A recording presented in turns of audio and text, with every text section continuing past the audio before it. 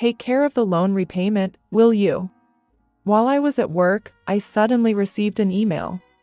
When I hastily contacted him, Greg calmly began to explain. Oh, sorry about that. I've fallen for a woman. I've decided to start a new life with her. Moreover, he was planning to take the luxury car that he had recently bought in my name with a loan. Despite my attempts to stop him, my husband ignored me, ended the call abruptly, and then became unreachable. In the end, Greg disappeared with his mistress, leaving behind a huge debt. As a mother to our 10-year-old son, I never imagined such an unfair situation would arise. I was at a loss, not knowing what to do, my mind going blank. I am 35 years old. My name is Hannah. My husband, Greg, is the same age. We were a family of 3, including our 10-year-old son, Ryan.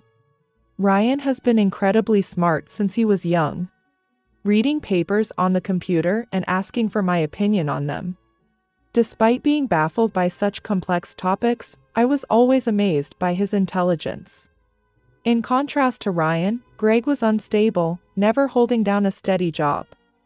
I worked full-time, feeling anxious about our future. However, around those days, Greg would finally manage to keep the same job for 3 years, earning a stable income. Lately, Greg talked about making memories with the 3 of us, and we decided to buy a $35,000 camper van. However, since Greg couldn't pass the finance company's loan review under his name, I ended up taking the loan for the car. Then, on the long-awaited delivery day of the camper van, something unexpected happened. I received an abrupt email from Greg saying, "I'll graciously take the delivered camper van. Since the loan is in your name, you'll handle the repayments." I called my husband immediately, not understanding what it meant while I was at work. "What's that email about?" "Well, I've fallen in love with another woman and decided to date her." "What? What are you talking about?" "I intended it to be just a fling, but it turned serious. So, I'm thinking of starting over my life with her." Bye. I had prepared the divorce papers when we had that fight before, remember? "I'll file them," he said, and then unilaterally ended the call. This exchange was the first time I realized I had been betrayed by Greg, and it was a shocking blow. After that, no matter how many times I called, there was no response from Greg. Hannah thought, can something like this really happen? When I got home from work and opened the drawer where the divorce papers should have been, they were already gone. Thus, I was left with a huge debt from a $35,000 car loan. Despite my attempts to contact my husband through emails and calls afterward, I never received a reply. Ryan, noticing my unusual behavior, came to check on me with concern after dinner. "Mom, what's wrong? You haven't been eating much lately. Are you okay?" Yeah. "Maybe I'm just tired." Ah. When people lie, they look up to the right. Lying is bad. I've noticed. Dad hasn't been home for 3 days, right? Did something happen between you two? Startled by Ryan's sharp words, I took a deep breath to calm myself. Feeling that I could no longer hide the truth, I decided to tell Ryan everything. "I see. It's just like Dad to do something like that. Aren't you sad?" "No. I kind of understood from how things were going." Ryan, seemingly foreseeing the future, appeared unconcerned about our parents' divorce. But I knew he must feel sad about it in his heart. While silently sorry to Ryan in my mind, I worked desperately, trying not to think about the dreadful events. However, the body was honest, and gradually, my health deteriorated. There was a training session planned at work that day, but I couldn't stand up and ended up squatting down. "Sorry, I can't stand up right now. I need to take a break." I heard my colleagues' voices full of concern, but I couldn't respond and collapsed. When I regained consciousness, I found myself in a hospital room. I received a diagnosis from the doctor that I needed detailed examinations. And I was admitted to the hospital. Hannah thought, I feel so pathetic. It's supposed to be just emotional stress. Looking at the drip in my arm and the white ceiling of the hospital room, tears naturally started to flow. At that moment, Ryan, who is usually calm, rushed into the room with an extremely worried look, prompting me to quickly wipe away my tears. Mom, what happened? Is it serious? You're not going to die, right? Of course not. I wouldn't leave my dear son alone. Ah. That's good, really. I was called by the school teacher and told that you were taken to the hospital. I was so shocked, my heart nearly stopped. Ryan is usually mature for his age, but he's still only 10. I felt a strong resolve to get better for his sake, but my condition was worse than I thought. And I was diagnosed with a serious illness. The doctor advised, you should have surgery as soon as possible. Please make a decision quickly. Following the doctor's advice, I underwent surgery. By the time I was discharged, it had been a month since Greg had left. When I returned home and opened the mailbox, I found a demand letter for the car loan payment. Hannah thought, the repayment should have been automatically deducted from my account. What happened? In a panic, I checked the account balance with my cash card, and the balance, which was originally $20,000, was now only $3.90. Hannah thought, Greg did this. I want to ask him to return the money. But I can't contact him. What should I do? Since I don't have the camper van, I can't sell it. After Greg left, everything seemed to be going in a bad direction, and my mood sunk deeper. Seeing me saddened by my series of misfortunes, Ryan put his hand on my forehead. You look pale. Are you feeling sick again? You don't seem to have a fever, though. I'm fine physically. But, you see, your father not only took the car but also all the money we had saved.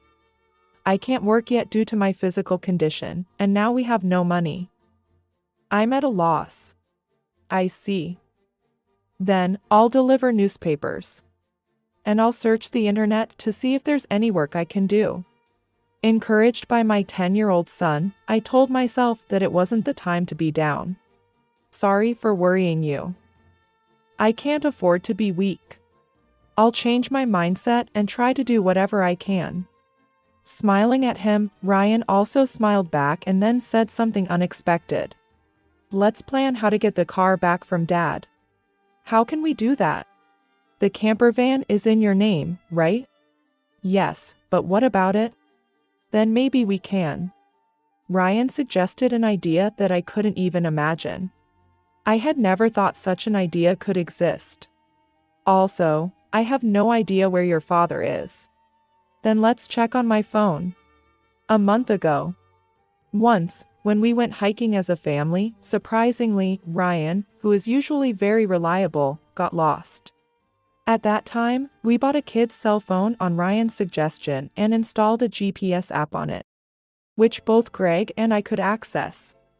With this app, I can see where Dad is in real time, and he's been moving around a lot. Oh, is that so? But what if we find him and he just says something vague and escapes again? As I pondered this, Ryan smiled and made an intriguing suggestion. Don't worry, I've already taken precautions. What? What did you just say? To my astonishment, Ryan had acted independently while I was in the hospital, achieving something unbelievable. I thought, I can't believe such a smart child came from me. Understanding Ryan's words, I was simply amazed. He had even caught wind of Greg's mistress. It's all right. Let's teach Dad, who betrayed us, a lesson. Okay, let's start the plan right away. Together, my son and I prepared for that moment. Hannah thought, with Ryan by my side, I'm invincible. Bring it on. Anywhere, anytime.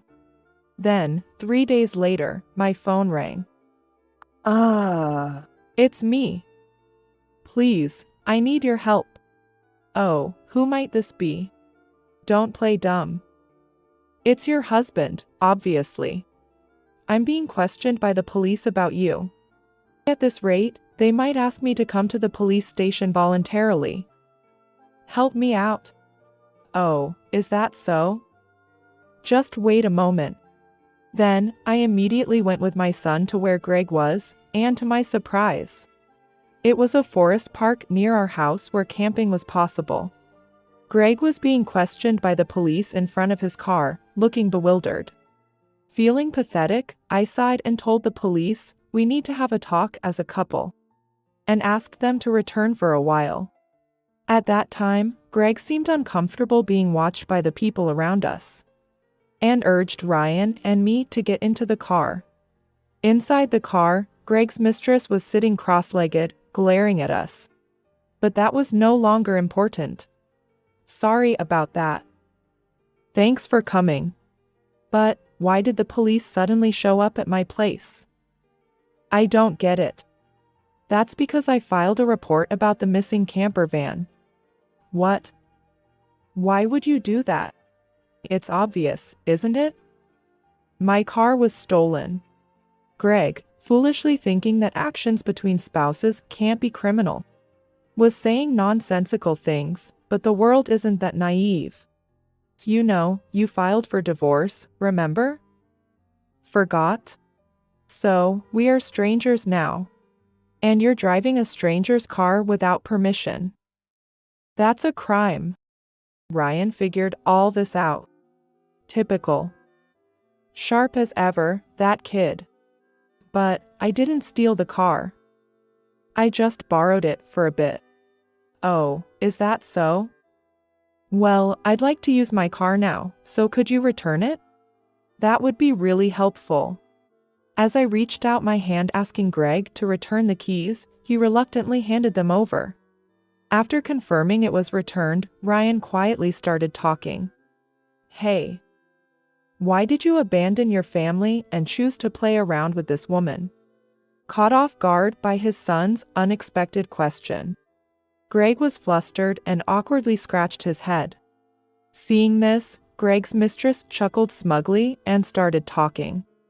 It's because I'm more attractive than your mother. Look at me, you can see it, right? He fell head over heels for me and decided to leave his family. Quiet. I didn't ask you, old lady. Dad, you answer. Mandy was silenced by Ryan's stern tone, but Greg remained quiet. If you can't explain, that's fine. I'll just have the police come back and arrest you. Wait, hold on. Okay, I'll talk. Mandy, it turns out, joined Greg's company 3 months ago. They were attracted to each other and became involved at the welcome party for new employees. Later, it was discovered that Mandy was pregnant, and Greg decided to start a new life with her, leaving us behind. And why did you take the camper van? I quit my job and thought about selling the car for money. But it seems like you were using it quite a bit, weren't you? I thought it was a waste to sell it right away, so we decided to go on a trip. Wait, how do you know all this? Remember when Ryan got lost? After that, as a precaution, we bought him a kid's cell phone and installed a GPS app. Did you forget we installed it on your phone too? So, I knew where you were all this time. By the way, I later found out from Ryan that he had pretended to get lost during our family hike because he wanted a cell phone. I was amazed at Ryan's ability to think and act so strategically. I suspected something was off with Dad, so I came up with this plan to monitor his actions. You really are a terrifying child. I will never become an adult like you, Dad, who betrays important people without a second thought. Greg, faced with the hard truth Ryan told, was a pitiful adult unable to offer any rebuttal. In contrast, seeing Ryan, only 10 but able to think and speak his mind firmly, gave me a sense of strength. As a mother, I felt I couldn't lose either, especially in settling things properly. Also, return the $20,000 you withdrew from my account right now. That was our joint property as a couple. I don't have to return it. No, it's not. That money was what I saved little by little since I was single. After all, you always quit your jobs midway. So we hardly ever saved money together, did we? I was appalled to hear that the $20,000 had been squandered by Greg and his mistress. It was the moment I felt relieved about divorcing him. So that's how it is. But if you stole and used the car and my money, that's going to be a serious crime. What? I just sent the police away, so it's not their business anymore, right? I only said we would talk. I have no intention of withdrawing the complaint. I must add the theft of my money to the report. Mom, should I call the police now? I can do it with just one button on my phone. Mandy, Greg's mistress, had been watching our conversation but quickly tried to get out of the camper van. At that moment, she let out a scream that echoed around. The reason was that outside the car door, Mandy's parents were standing, their faces red with anger, about to explode in fury. Startled, she stepped back as her parents yelled at her. I'm sorry. Don't be so angry. But why are you here, Mom and Dad? I called your parents beforehand. What? Why? The truth was, during my hospital stay, Ryan had visited Greg's office and tearfully told them. My dad left the house with a woman we don't know, and my mom collapsed. Seeing Ryan's sorrowful and frail state, the people at Greg's office suspected Mandy, who had left the company with Greg, and gave Ryan her parents' address. Greg and Mandy had been overly friendly at the office, and there were photos showing them together at the welcome party for new employees, looking like a couple. After learning from the office people that you commuted from your parents' house, I went there with your photo. Your parents came out when I visited. Then I told them everything that had happened. So today, I contacted Mandy's parents and asked them to wait nearby for a while. How could you do this to me? The worst. I don't want to hear that from you. That's my line. By the way, your stomach seems quite big. When is the baby due? In 3 months. What? Wait a minute. That doesn't add up with when you met my husband. You two met only 3 months ago, right? What's going on? It's not time for the baby to be born yet. Greg, hearing this for the first time, stared at Mandy, eyes wide. Wait. What does that mean? Are you stupid? Don't you get it? It takes about 9 months from conception to birth, which means the child she's carrying isn't yours. You're so foolish. What do you mean? Mandy, have you been deceiving me? I almost got away with it. Can't help it now that I'm caught. You're so naive. You can't see through lies at all. Really a fool. Don't mock me. My whole life is ruined because of you. What were you thinking? Greg and Mandy started an ugly argument, but nobody intervened, letting them have it out. Meanwhile, we contacted the police again to explain the situation. As it began to get dark, the forest park was brightly lit by the red lights of the police cars. No, really, I was wrong. I was truly wrong. I'm sorry. I'll work hard and never cheat again, so please, just don't arrest me. Dad, people don't change that easily. Especially lazy people like you. Exactly, Ryan's right. I can't trust you at all. Reflect on your actions and pay for your crimes at the police station. If I get arrested, I won't be able to pay back the money. Is that okay with you? I don't mind. Pay me back after you've atoned for your sins. Take your time. Don't worry.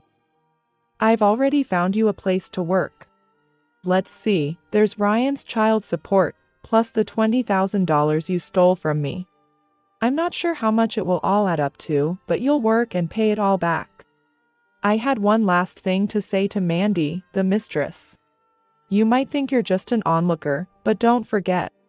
You're an accomplice to Greg's theft. Be prepared for that. When I told them that Mandy would have to pay if Greg couldn't return the stolen money, she shivered in fear. Mandy asked her parents for help, but they refused, saying, "We disown a daughter who causes trouble for others." Thus, Greg and Mandy were taken away in a police car together. Thanks to Ryan's smart strategy, we were able to punish Greg and his mistress, Mandy. Though they were released from detention soon after, they faced a hefty payment to me. I, through a lawyer, claimed $20,000 damage. Additionally, I made Greg agree to pay $500 a month in child support for Ryan. I introduced Greg to a subcontracting factory of the company I work for. The support and other charges I claimed from Greg would be deducted from his salary and paid into my account. I also sold the camper van and was freed from the auto loan. Since then, my health has improved remarkably, and I am now energetically committed to my job. Ryan has been actively helping with household chores and errands. I want to keep moving forward strongly so that Ryan can pursue the path he loves without giving up.